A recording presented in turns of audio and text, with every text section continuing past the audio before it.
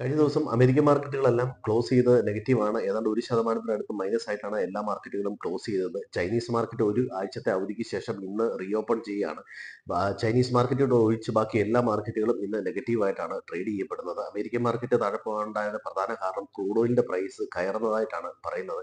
യുദ്ധത്തെ തുടർന്ന് crude ഓയിലിന്റെ price കയറുന്ന എല്ലാ എക്കോണമിക്കും ഒരു ഭീഷണി തന്നെയാണ്. പലരും ഇൻട്രസ്റ്റ് റേറ്റ് കട്ട് ചെയ്ത്, അതായത് ഇൻഫ്ലേഷനെ കൺട്രോൾ ചെയ്ത് ഇൻട്രസ്റ്റ് റേറ്റ് കട്ട് ചെയ്ത് തുടങ്ങുമ്പോൾ തന്നെ ഈ യുദ്ധം വരുന്നത് ക്രൂഡ് ഓയിലിന്റെ പ്രൈസ് കൂടുന്നതിനും ഇൻഫ്ലേഷൻ കൂടുന്നതിനും കാരണമാകും.